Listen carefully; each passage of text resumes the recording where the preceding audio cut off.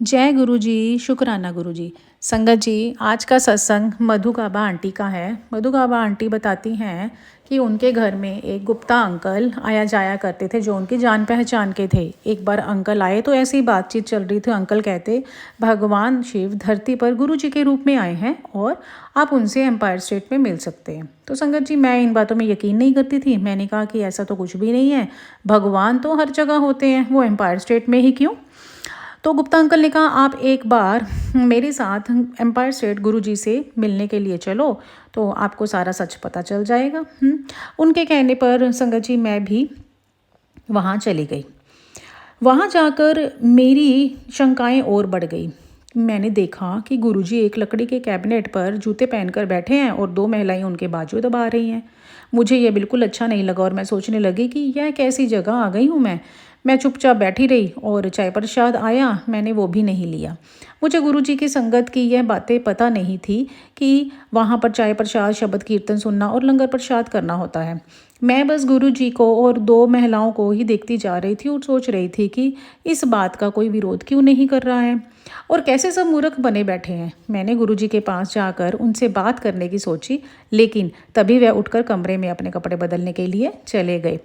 जब वो लौट कर आए, अपनी गद्दी पर बैठे, मैंने फिर से उनसे सवाल करने की सोची कि अगर आप सच में भगवान शिव हैं तो धरती पर इतने जुल्म क्यों होने देते हैं।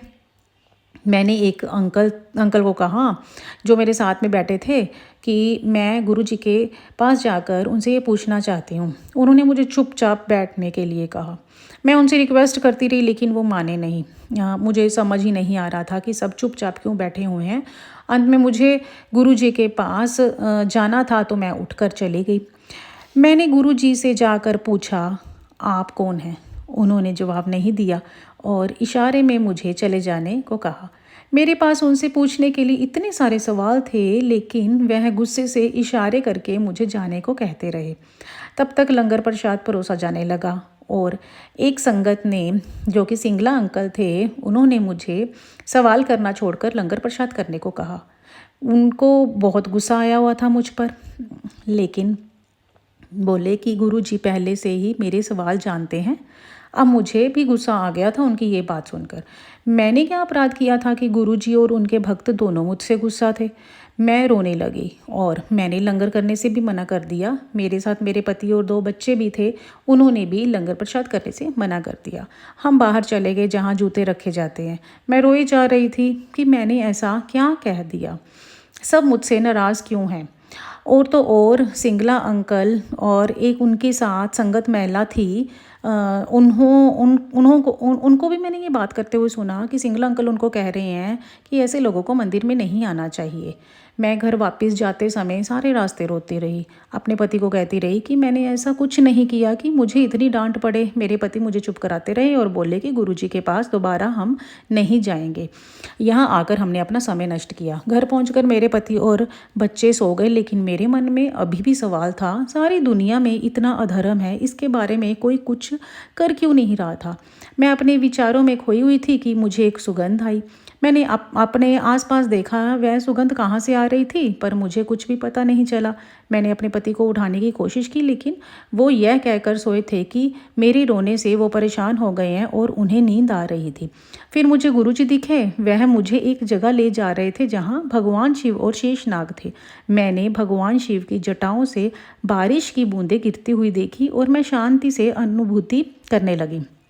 मैंने बड़े मंदिर का शिवलिंग भी देखा। फिर गुरुजी ने मुझे कुछ पीने को कहा। मैंने उनसे पूछा कि वह क्या था, पर उन्होंने मुझे बस पीने को कहा।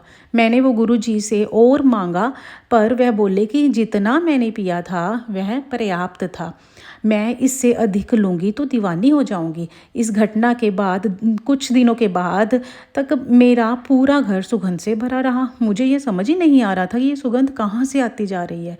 मैंने अपने पड़ोसियों के घर जाकर पूछा कि उन्होंने कौन सी अगरबत्ती जलाई है। वह बोले उन्होंने कोई अगरबत्ती ही नहीं जलाई।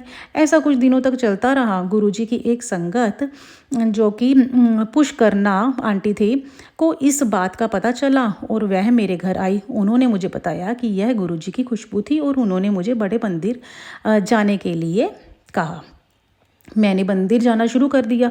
मैं ज़्यादातर अपने सपनों के बारे में सोचती, लेकिन मुझे विश्वास नहीं हो रहा था मैंने क्या देखा है। एक दिन गुरुजी ने एक संगत जो मलेरकोटला में रहते थे और मास्टर जी के नाम से जाने जाते थे को बताया कि उन्होंने मुझे दर्शन दिए हैं और अमृत भी पिलाया था।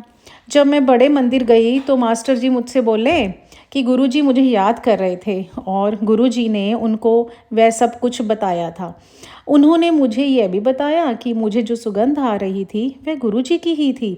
अब मुझे विश्वास हो गया था कि गुरुजी शिव भगवान थे। हमने अब नियमित रूप से गुरुजी के यहाँ जाना शुरू कर दिया। जय गुरुजी, शुक्राना गुरुजी, अनंतम अनंतम शुक्राना मेरे गुरु महाराज जी।